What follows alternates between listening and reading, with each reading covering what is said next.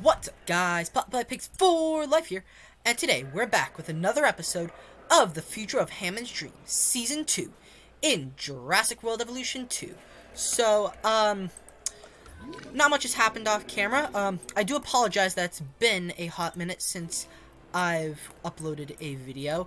One little thing that I did just do off camera is I turned this little Zen garden into more of like a public plaza. Again, more inspiration from Evolution Square. Love her videos.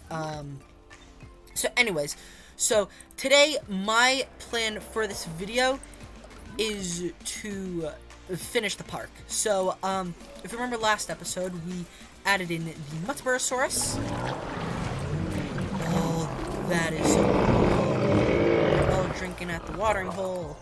And we also added in the Australorpinator, wherever they may be. Ah, here they are.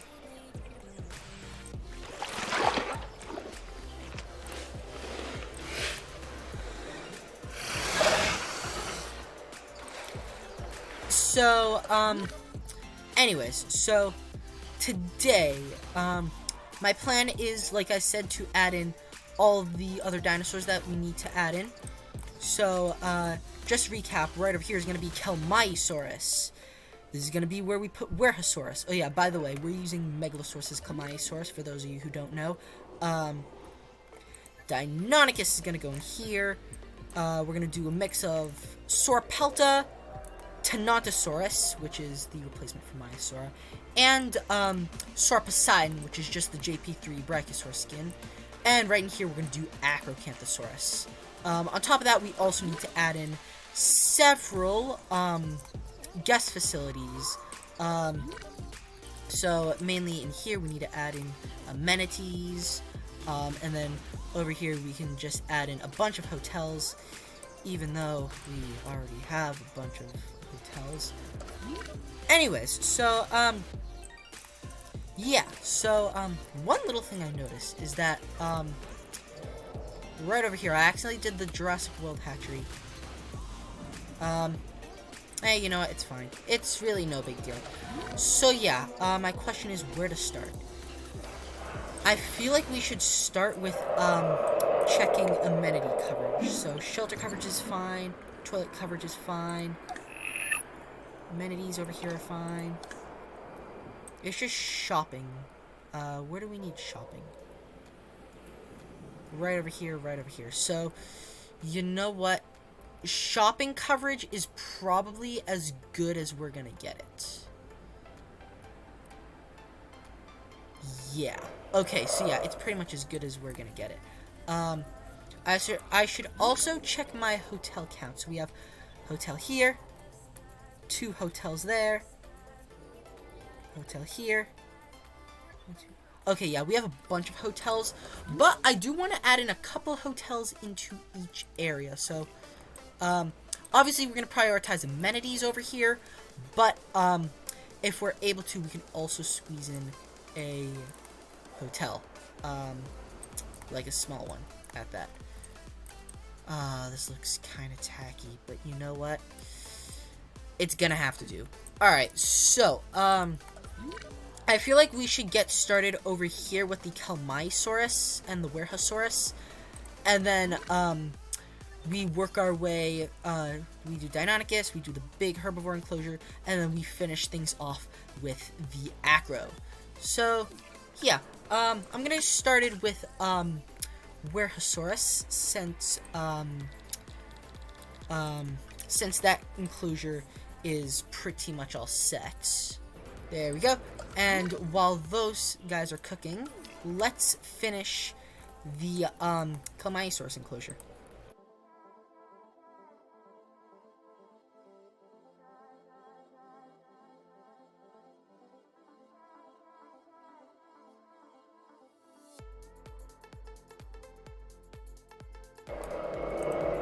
Okay, I think that should do it. No one's gonna really see this area. Okay, yeah, I can get rid of this, and I can get rid of this. Those are just extra fencing. So, yeah, so the Wuerhosauruses should be all set. So let's airlift these guys. And then I can get started on a Kelmayisaurus batch.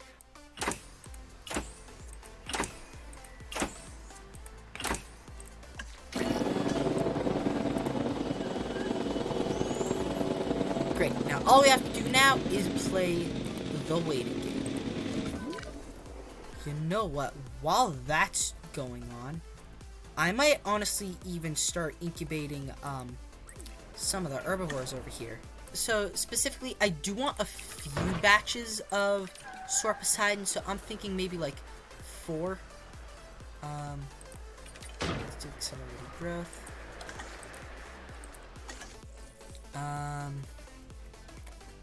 So yeah, so let's start with Sauroposeidon for now. So yeah.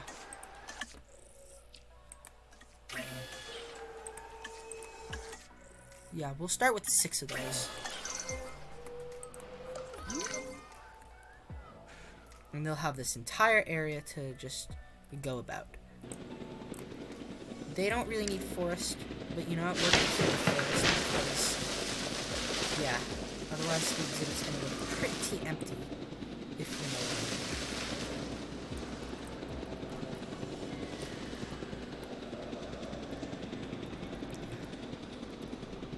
And that being said, maybe we will get rid of the forest, like, along the torch track. So that way guests get a better view. There we go, that should do it. Okay, so, that's going on. What I think I'm gonna do is... Okay, first of all, I need to enclose the exhibit, because realistically, they could easily, like, get out into the world. We don't want that. That's how lawsuits happen.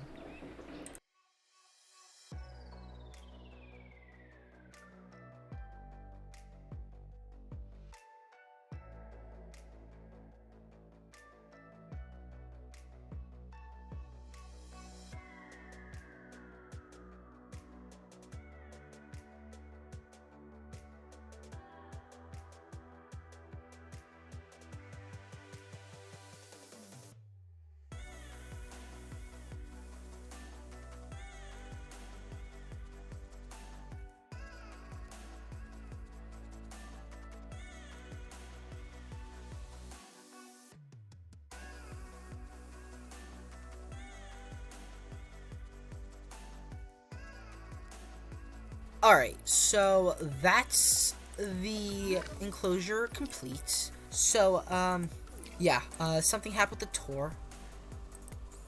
So we gotta go do that. And then the Kelmayisauruses are in their enclosure. Ooh, these are some nice skins. Nice diversity. Are they about to do social?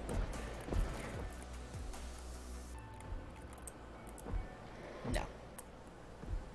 Okay, so, let's see, where would be a good place to put water?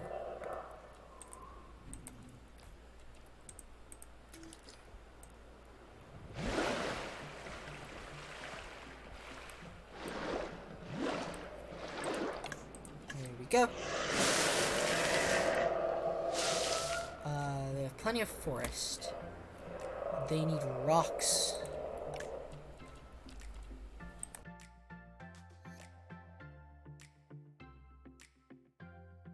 Alright, so, and then all they need is food. So, first of all, where's the room gallery? It's all the way over here, so, put this over here, and have this in the forest.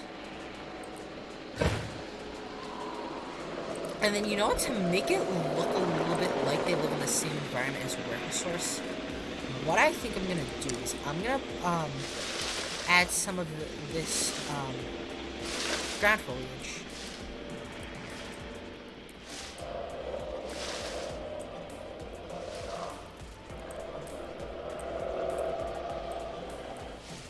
There, now it kind of looks like they live in the same environment as the Wuerhosaurus.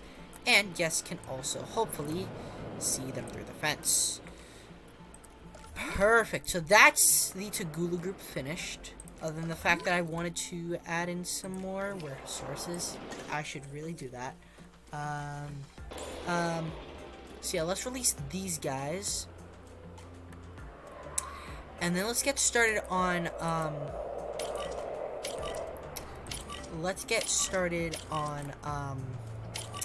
the, Cloverleaf Formation dinosaurs. So, honestly, I'm thinking, let's start with the Sauroposeidons. So,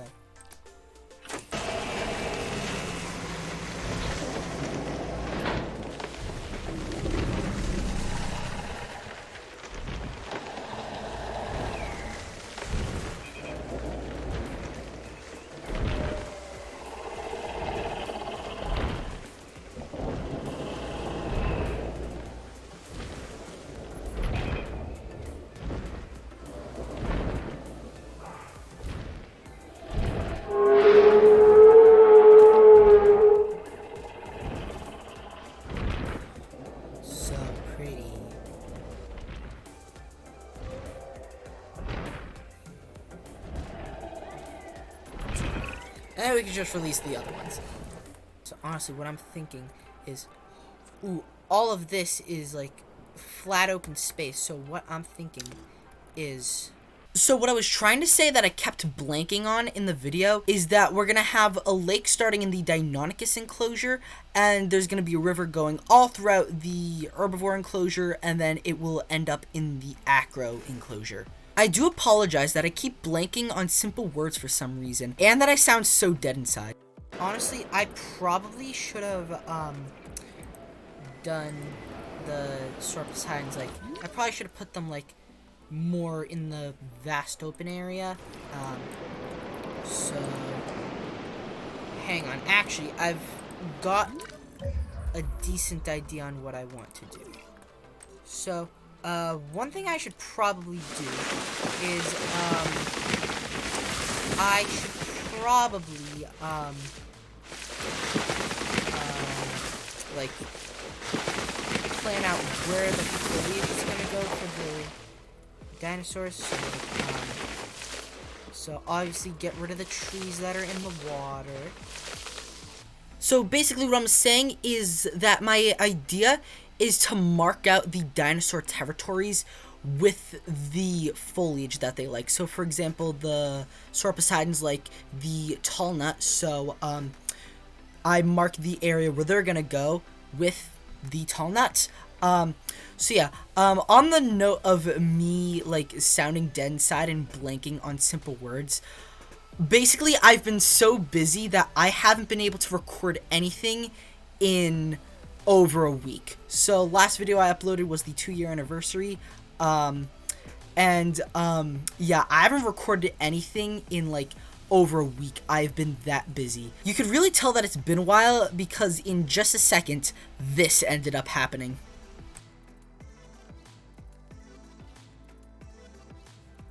Okay, so turns out I ended up losing a bunch of footage somehow, and I ended up getting quite a lot done. So I do apologize for all the lost footage, but what I'll do is to make up for it, I'll go on a nice little tour of what we got done so far.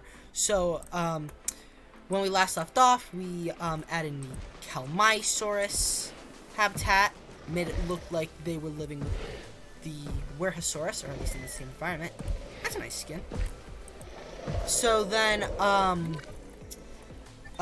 we also added in, a second batch of Wuerhosaurus. Ooh, that is really a nice skin. There are a few skins with the blank pattern in here. Yeah, what's great about the, update is that, we can, like, favorite the skins we want. So, we'll be able to hopefully prevent the, we can hopefully prevent, the blank skins from happening, or blank patterns, whatever, yeah. So I also decided to add in this, little island in the middle of the lake with some rocks and some trees, and it actually looks quite nice. As well as change the shape of the lake, so that way it's not just a big circle. I don't know what's going on with the Wuerhosaurus. I mean, they have all this space, so I don't know why they use it. But yeah, so this section is pretty much fine. Man, I can't get over how awesome the pathwork is. Here's where I did some stuff. So, I added in the different foliage types, so right along here you can see some ground leaf coverage, as well as over here you can see some, I want to say these are cycads. Right here we've got 8 Tenontosaurus. I, like, rarely ever use these guys, so, yeah, it's pretty good that we're using these guys. Oh, they're doing a social?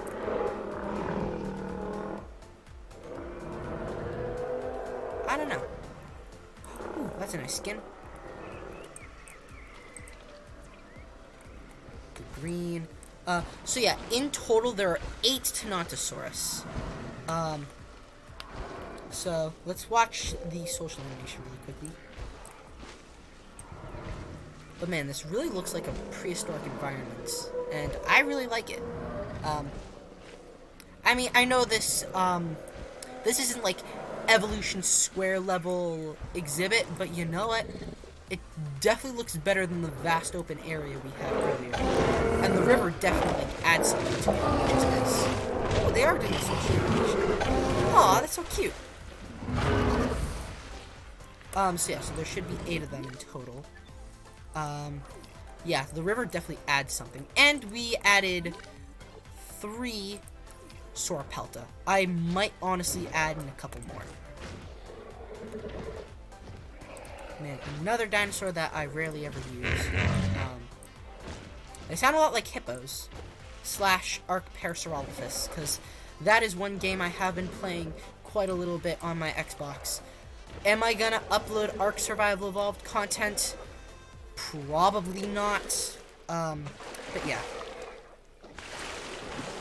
When they're lifting the heads as they go for a swim. But yeah, maybe I will add in a few more. Put them like over here. I don't know. Yeah, and the Sauroposeidons I moved over here. They've got all this ground nut. And they've also got a fair share of forest. Ooh, they're eating! Or at least this one's eating. Yeah. Such a cool dinosaur, I must say.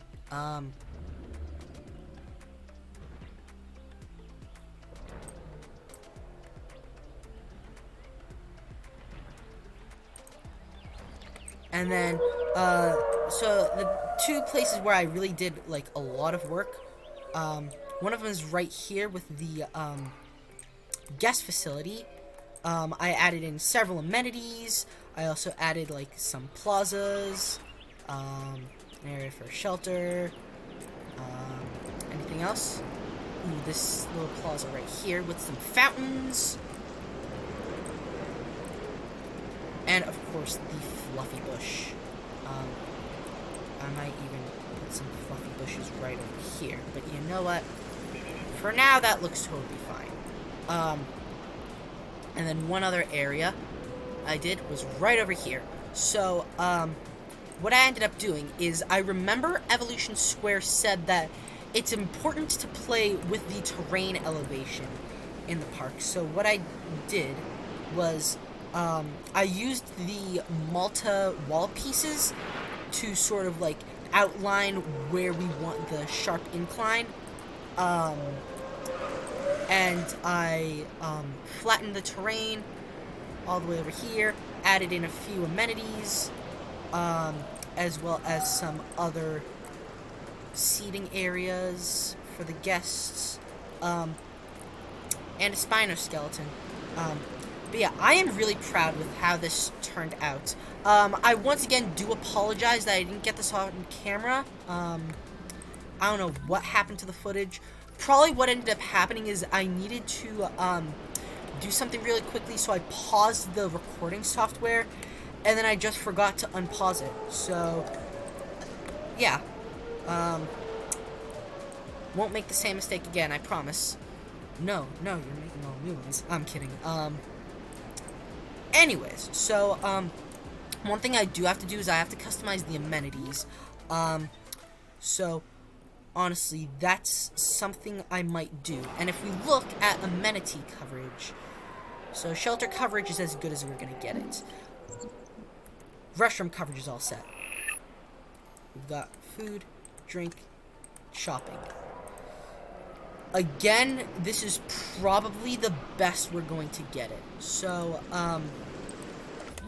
yeah. And then I promise we will definitely add in the Acros and the Deinonychus on camera. Okay, so one thing I think I'm going to start with is customizing the amenities. So I have 6 amenities to customize, 2 for each thing, so food, shopping, or drinks. So yeah, so I'm going to go ahead and do that, and then I'll fill you in on exactly what I decide to do for each one. Alright, so for the amenities, we've got some stuffed toys, we've got Indian food, which is making a really huge profit. Looking at it, 75,000 profit. That is nice, I must say. We've got some soda cans, then we could probably pause this. Right over here, we've got seafood, we've got yogurt drinks, and we've got some fossilized teeth. So yeah, so for guest facilities and other stuff like that, that's pretty much all set. So all we have to do now is add in the Deinonychus, which is going to go in here, and the Acrocanthosaurus, which honestly I'm probably going to do 2 Acrocanthosaurus. But you know what? I think that we're going to start with the Deinonychus. So, yeah, so we'll put a meat feeder right here. And I should probably go incubate said Deinonychus. So let's see. Thinking about it, maybe we can do a few more Utah Ceratops. But, yeah, I think for now we'll do 4 Deinonychus. Let's airlift those. And then I think that we're going to do, let's do 2 Acros. So that way, you know, they're not, like, all completely by themselves. Now, if I remember correctly, they, like, just meat. They don't need any life prey. So, yeah. So, I'll start with one without the, humble trait, and if they need the humble trait, then we can always incubate the second one with the humble trait. Okay, so then while we're waiting for the Acro, let's finish this exhibit. So we'll put a meat feeder here, so that way we can get it to come over by the enclosure. We'll hide the goat feeder right there. Maybe we'll hide another goat feeder over here.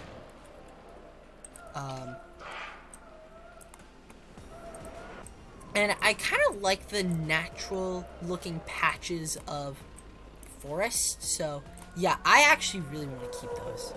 Like, yeah. Looks cool. Same thing with over here. I like how it's not like they're like little patches and it's not like too much.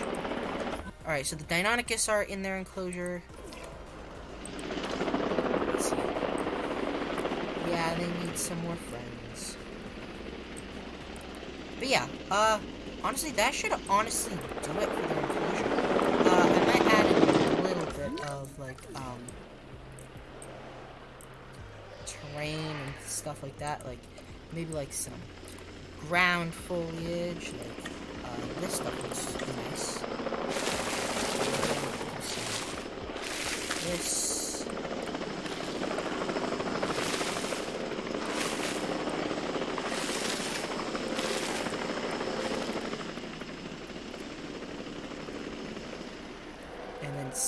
thing with the acro, but you know what?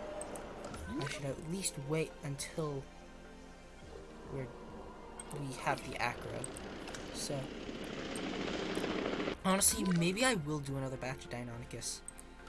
Like, honestly, probably not even that many. Probably just like, maybe like 3 more Deinonychus. We'll put those right in here.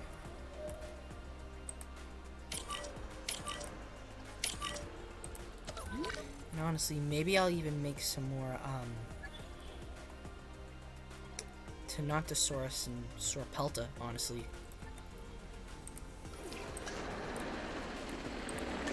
Yeah, how about it? I'll make one more full batch of Tenontosaurus. And then I'll make a few more Sauropelta. I'll make 2 more Sauropelta. And some more, Tenontosaurus. You know, that way we have a nice healthy ecosystem. Heck, what I might even do is I might even make another batch of a Cainocephalus and Utaceratops. I'll start with Cainocephalus. You know, because realistically, what I'm going for is, if we were to realistically mix the herbivores and carnivores, like, of each, like, formation that we have, then I want there to be a sustainable herbivore population. So, like, herbivore to carnivore ratio. So, and then you know what? Let's release the acro right into here. Alright, so the acro has been airlifted into its enclosure. Let's see its skin. Ooh, that is a nice looking skin. There's a little bit more forest.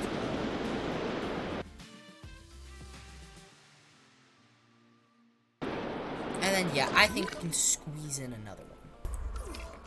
So our peltas are all set. Let's release the acro, and then we'll release the Tenontosaurus. We'll release it right over where the water is. And let's check on how this guy's doing. This guy is totally fine.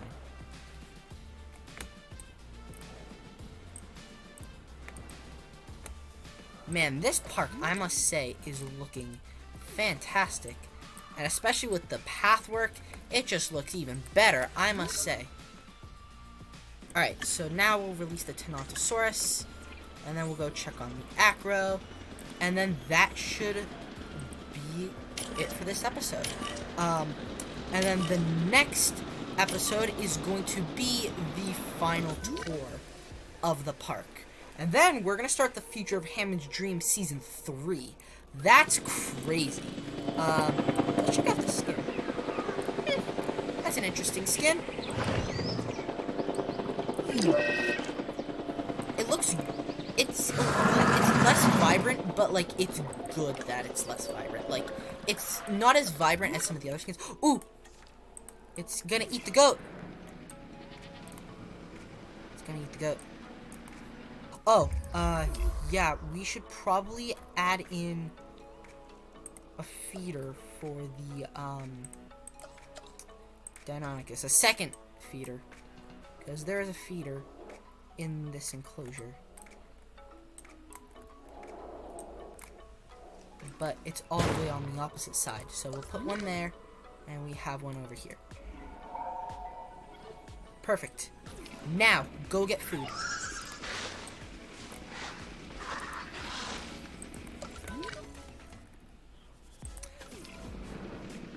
As much as I'm, like, a little bit iffy about the Deinonychus design, I actually really like the sound effects. Like, it sounds like it would be from an actual dinosaur.